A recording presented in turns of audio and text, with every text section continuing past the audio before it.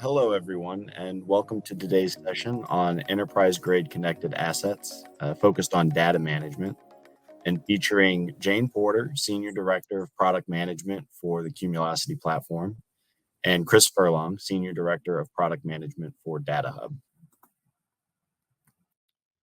So the past decade has seen perceptions of industrial IoT go from lab experiment to magic bullet for productivity gains, and finally to the foundation for mainstream digital services. For the makers of commercial, industrial, and medical equipment, IoT solutions are becoming the rule rather than the exception. With investments in IoT growing at exponential rates, OEMs that cannot provide their customers with real-time visibility into the operating performance are at risk of being permanently displaced. At the same time, however, the time it takes to get IoT-connected products to market has nearly doubled, from less than 2 years to nearly 3.5 years. As digital services move from a project to a product, it really increases the complexity of deployments and the use cases for the technology. A developing regulatory environment and constantly evolving universe of cybersecurity threats also increases complexity and extends development timelines. As deployments scale up to the enterprise level, there becomes a greater need for an enterprise-grade platform to manage the entire solution. But that, of course, brings up the question, what do we mean by an enterprise-grade platform? So at Cumulocity, we've identified 6 core capabilities that we feel are critical to ease building, deploying, and scaling digital solutions. The first is device connectivity and management at scale. So as IoT deployments grow to include a wide variety of devices into hundreds or thousands or millions of endpoints, bespoke connectivity solutions become unworkable. So an enterprise-grade platform has to provide a simple method for bulk connection and management of devices throughout their lifestyle. Data management, it's not enough to just generate data. An enterprise-grade platform has to remove complexity linked to data management so that you can ensure the quality, security, privacy, and currency of your data.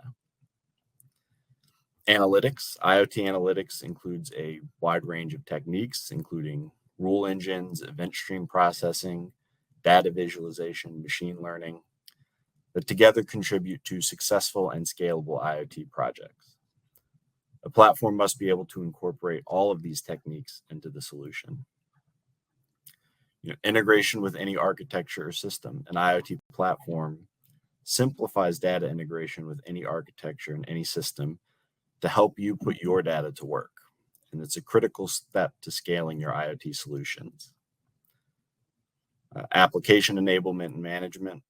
IoT solution developers need the ability to deploy and deliver IoT solutions quickly, effortlessly, and seamlessly, taking full advantage of the scalability and reliability of the cloud. With a range of pre-configured applications that can be easily customized, an IoT platform enables you to build applications fast, scale as needed, and show a faster ROI. And then deploying from the edge to the cloud. IoT solutions are deployed in a variety of environments with limited connectivity or with restricted connectivity due to cybersecurity threats. So a solution that can operate the same on the edge as in the cloud is a must. So over to you, Jane. Thank you very much, Alex. Right, so let's crack on then. A lot of what I'm going to be talking about is really common sense, and something that I think that when we're all sort of discussing around a table how to use the data, quickly becomes something that we all realize is accurate. However, in the heat of the moment, when we're all getting excited about new projects, etc., a lot of what I'm going to talk about tends to disappear, and we sort of like crack on and just actually look at what we're doing there and then. So I'm going to state the obvious. What works for hundreds doesn't work for millions. And as Alex said, what we're actually seeing is industrial IoT is really hitting the mainstream. And we've gone in the space of quite a few short years the fact that we've gone from people actually attaching maybe tens to hundreds of devices to millions being a regular occurrence. So thing to bear in mind when you're doing your POC, what will work for tens or hundreds will almost certainly not work for millions. And that's especially true in the visualization area. So if you want to visualize your data, do start thinking about things like heat maps or very high aggregation, because that's the only thing that's really going to work if you're actually dealing with millions of devices. Paging through thousands of website pages is just not workable. So what Chris and I did was we put together just a few areas that we thought you could start thinking about. This isn't a definitive list by any means, but they're a good starting point to actually take you off into other areas, to start thinking about your data, so that when you move from proof of concept or proof of technology through to your initial rollout, you can actually start seeing the value from your data as quickly as possible, rather than having to loop back round and rethink all of your decision points. So then let's go through some of these. The first is an obvious one. Where is your data coming from? And I hear you all saying, well, clearly the IoT devices. Well, yes, but what do your IoT devices look like? Some like actuators or something that just measures the flow of gas or oil or something via a pipe is quite simple. It's got an on-off and it will just measure from A to B and then you're all good to go. However, if you're running a wind farm, a wind turbine is a hugely complex device, asset. Right? It's got hundreds of sensors. So you need to actually figure out what is actually coming into your solution, so that you can understand how you're going to deal with that data. And then also do think about your existing solutions and your existing applications. Your organization will have spent an awful lot of effort, time, money. It will have talent within the organization around those applications.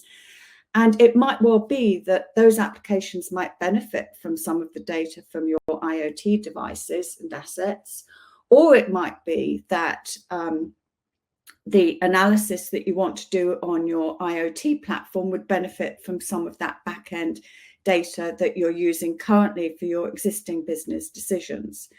So look at your data and where it's coming from in its entirety, and try not to be too focused just on your devices and just on one type of device or one type of sensor. The other thing to remind, just as an aside, do remember that your devices will evolve over time. So just because they're sending data in one format now does not mean that they will be sending data in that format in 2 years' time. So then, having figured out where you're actually going to get your data from, how are you going to use it? What type of business decisions do you actually want to take on it?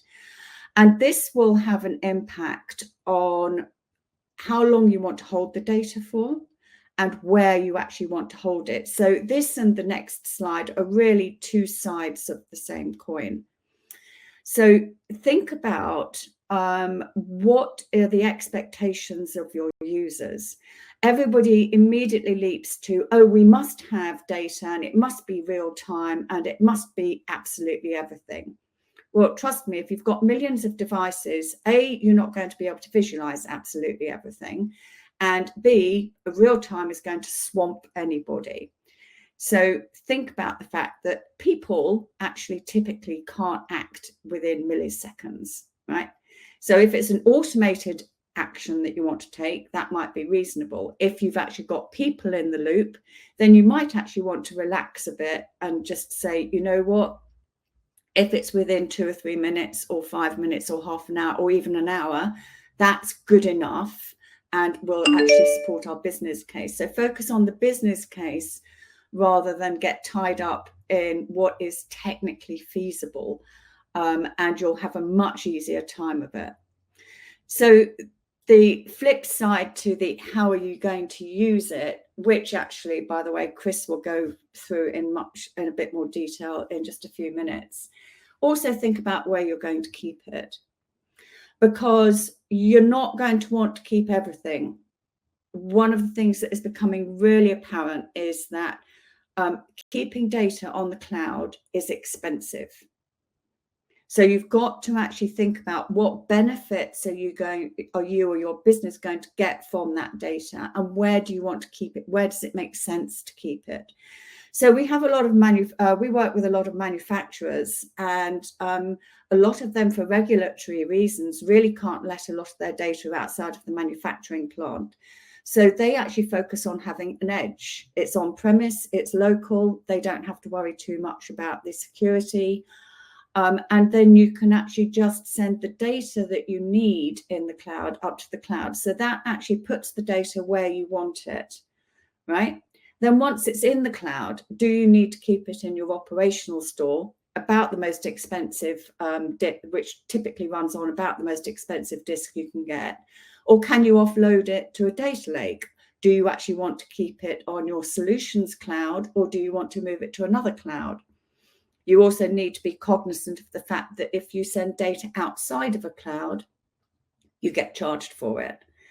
So yes, some of this is around what do you want to do with the data for your business, for your analytics, but you also need to think to a degree about the impact on your bills, about the decisions that you actually make. So having actually thought about whether or not you want to keep your data on the edge, in the cloud, onto some other type of persistence, you also need to, in the round, think about security. Now, typically security tends to be bolted on at the end of things. A lot of people ignore security, especially on a proof of concept, because they think it tends to get in the way. But you do need to actually think about this as you're thinking about what your solution is going to look like. We're seeing more and more people using single sign-on. It simplifies things. It means that you can actually apply your security rules that you've already thought about for your other applications, and you can use those for your IoT solution. You couple that with a role-based access control, and you can actually end up with quite a nice fine-grained approach, and you can make sure that only the people you want to see specific data can see it. I would actually say keep it simple. It's very easy to say, it's sometimes a bit more difficult to do, but the simpler you keep your approach to security, the more secure you are, because everybody understands it and it's easier to keep to it. Tenant separation is an interesting one. You can have a situation where, for instance, on Cumulocity, we have complete tenant separation. The downside of that is that actually getting data access between tenants becomes more difficult. So that's not always the shoe-in decision that you might think it is. You need to think about who needs access to what data. I would also ask you to think carefully about data encryption. We're seeing more and more IT departments becoming very risk averse when it comes to data encryption. But equally, what we're seeing is that if you go too far, that can have a big impact on your performance. So you end up having to increase your infrastructure in order to ensure that you can still get the performance out of your IoT solution that you need. So think about who are you trying to protect your data from, and then analyze what you need. If Cumulocity IoT, for instance, we have all TLS connections, so that's all encrypted, and that will be the case for most IoT solutions. I would propose. The level of data encryption can then be applied when you're on the edge or on the cloud, but think about who you are protecting your data and do the least possible. I know that sounds mad, but you actually have this trade-off between security and performance. And then last but not least, think about your data ownership. Who owns the data? Who's going to be responsible for it? Who's going to make the decisions about how long you want to keep it? What does the data look like? What does the model look like? And who is the person that actually helps ensure that everybody is treating the data in an holistic fashion? So I'm going to finish off before I hand over to Chris on an area that we're actually seeing more discussion around. As these IoT solutions have matured, it's become apparent that not all devices will send data when they should do. They might have some missing values. Organizations end up with different types of device. To put it simply, what we're actually seeing companies want to do is to start processing that data before it gets into the solution for real. So the data comes in, they want to do things to that data so that the actual solution itself is as simple as possible, and they can enhance how they use data, how they forward that data on, so that they can get as much value out of it as possible. Because after all, that's what an industrial IoT solution is about. It's about how do we turn raw data into value. And with that segue, I'm going to hand over to Chris. Over to you, Chris. Thanks, Jane. So Jane's covered kind of foundational, gathering the data, organizing it, putting structure around it and meaning and security and things like that. But when we talk to a lot of our customers about IoT, once we get past the operational aspect of it, there's this, we hear frequently this desire to move into a really deep analytic world and get to AI and predictive maintenance. And we have customers who do that, but there's still some work to do to enable those use cases. And there's still some wins along that journey. So the data is definitely the foundation of analytics. It can, in old days of data warehousing and things like that, about 80% of the effort was in getting the data into the right shape and the right form. And I hope Jane has demonstrated and talked about the things you need to consider along that journey. So how do we monetize this? Well, the first thing you want to do is actually you want to get your data now out of that very expensive hot operational storage. So you want to start moving it to a data lake, and actually preferably your data lake. So there's some things we need to do on this. We need to figure out how we extract that data. We want to optimize it because we are changing the use of it from a rapid operational access into a scenario where we want to aggregate it. Potentially with IoT data, we want to aggregate across hundreds of millions of devices and potentially billions of measurements. So we also need to optimize that in the way we store it and then put it into a cloud data lake. So most of the time we see AWS S3 and Azure Data Lake Storage as the two most common cloud data providers. Although there are other ones out there, Mini.io is an S3 clone. And actually picking on something Jane mentioned, if we do this with our edge customers, that can just be a NAS, just disk.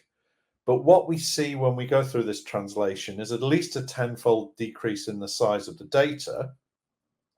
But more interestingly, potentially 1,000-fold decrease in the cost of storage because of that optimization process. So when we do this, we're using Apache Parquet or moving forward Apache Iceberg. For those familiar with those formats, they are column-based. So they're optimized for analytical access. So that's kind of the first step in getting your data into a format where you can move towards AI or actually just good old business intelligence and dashboarding. Next step is you need to be able to connect that. So we provide connectivity for ODBC, JDBC, Arrow Flight, REST APIs, effectively any tooling out there that can use SQL. And that's the other key here now. We've moved this data not only into an optimized format in a data lake, but it's now accessible via SQL. And to quote our CTO, everybody knows SQL. I'm not quite sure that's true, but I think most of us around know enough SQL or know how to use tools that generate SQL to get the data. So then what can you do with it? Well, this is where you can start to get the value, the real hidden value in that data. And I'm not going to spend too much time on this because my colleague will cover that on the next webinar in this series. And if I take too much of his material, he might get a bit upset. But here we can start looking at fleet level analytics. So sure, I've got in Cumulocity or in my IoT platform, I've got the ability to see a measurement in real time from a device, and it might show an anomaly. But how many other times have we seen that across how many other devices? Is that normal? Do I see that across potentially all of the devices of that type that I've deployed across all of my customers potentially? So to Jane's point about tenant separation, this is another area where we can pull the data back together across multiple tenants, depending on how you've structured your tenants and how you're using that.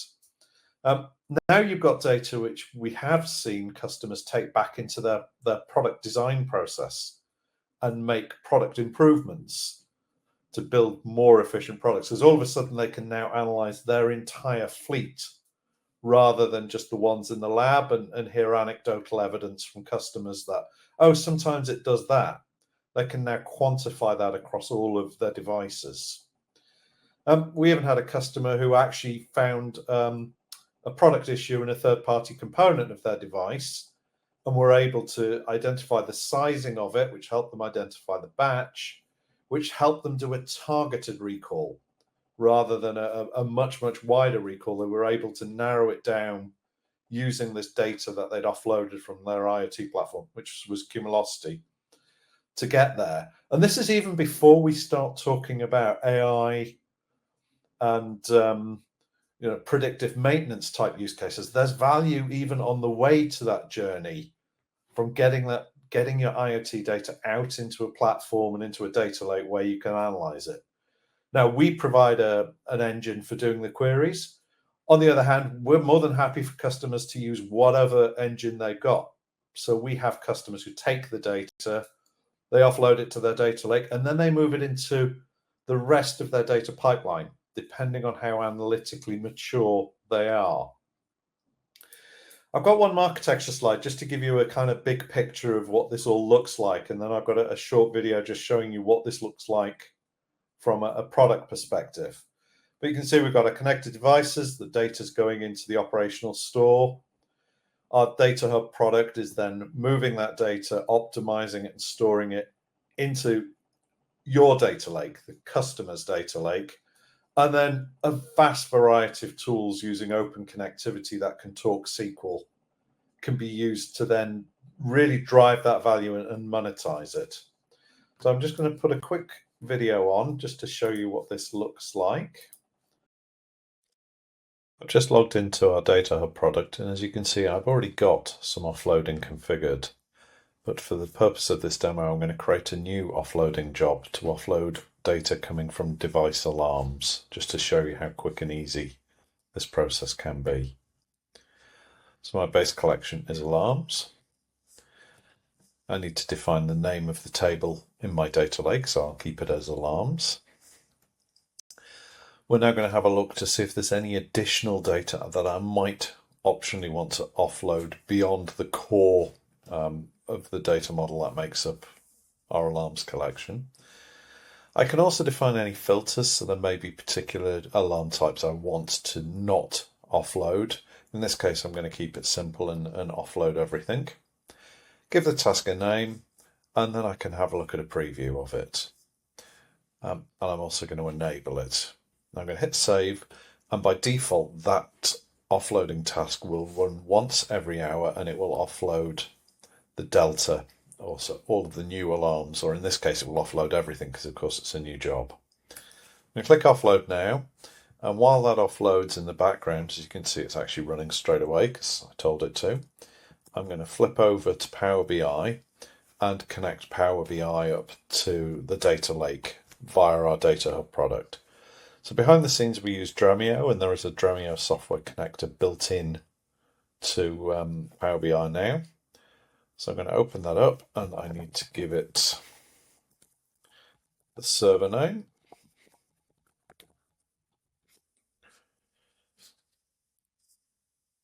Oops. And set encryption, of course. I'm going to give it my username and the password for Dremio. So we have a specific set of users outside of Cumulocity, because the audience of people between your data science and your BI users may actually not be the same as those that use the application. And as you can see straight off, I can see my data in here. I can see my alarms latest or alarms all. We create a view showing you the latest status of alarms all, or all of your alarms, depending on how you want to filter it.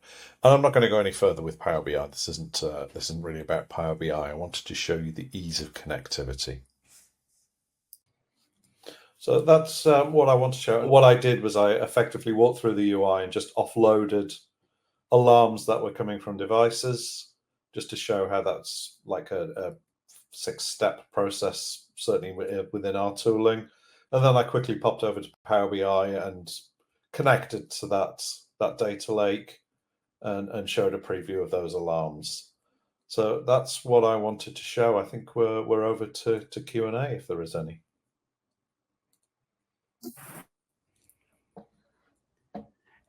So I could see that Gregor asked that presentation, and yes, apologies again if there were audio issues during the video. We'll this whole session will be posted on demand, and we'll go through some audio correction if necessary.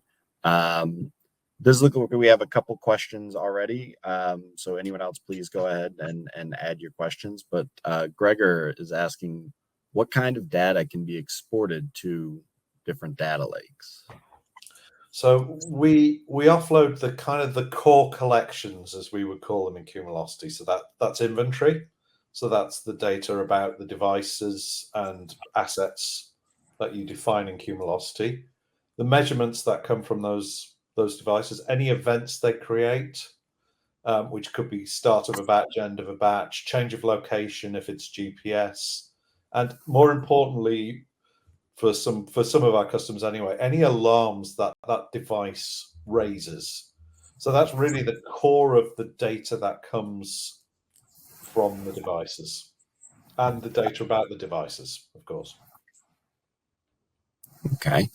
And then it looks like we've got a follow-on question. I think that also relates to another question from Gregor about, customers being concerned about there being backups for the data. And then Nicole is asking, what archiving techniques do you use for the data lake? So shall I take the backup and then leave you to do the data lake one, Chris? So the backups for things like your dashboard and your configuration values will typically be held by the platform. Most platforms will do regular backups. And varying depending on how they view this, you will either be able to version your dashboards, so you can actually have different versions or take copies of them. And for the configuration values, of course, that starts getting a bit more complex, because what you'll have is you'll have some configuration values that will be applied at the instance level that you may or may not be able to change. And then you will have configuration values that can be done at a tenant level, and then configuration values that can be done at a user level. So depending on where you're making those configuration changes will depend on how you actually keep a track of them. And then, of course, the configuration values for your devices, we've actually got in Cumulocity, we've actually got versions of your software and your firmware. So you can keep track of what configuration value is on your device and when it was applied. So sorry if that's a bit like, depends on what configuration value you're talking about as to exactly how you would actually back that up or keep a track of the different version being applied. Thanks, Jane. So I'll take the question on archiving on the data lake. It's actually quite a simple answer. We don't worry about it. Data lakes, if you believe the hyperscalers, are conceptually infinite. but actually, by the time we've taken the measurement data, particularly, and put it into a format like Apache Parquet, as I say, it's a factor of at least tenfold smaller. So we actually, at this point in time, haven't productized any features around either reducing the granularity of that data or actually archiving it or deleting it. It is possible to do that. The data lakes all provide tooling to do that. We just haven't productized it.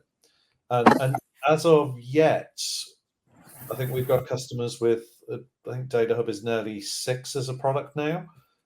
We've got customers out there who have 6 years worth of IoT data offloaded, which when you start talking about training ML models, more is better. Longer history gives you more ability to identify trends. So it's something I think we will address at some point in the future, is to make it easier to reduce that. But data lake storage is so cheap, certainly compared to the hot SSD backed operational storage we use in the IoT platform.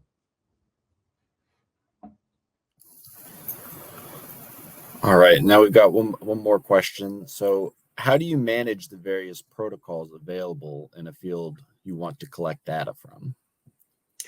That's an interesting question. In our experience, you tend to find that customers will use one main protocol.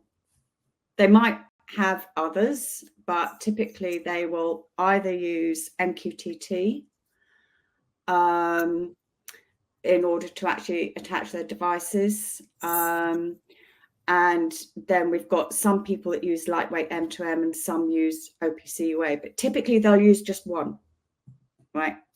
So most IoT platforms will support those main protocols to attach devices.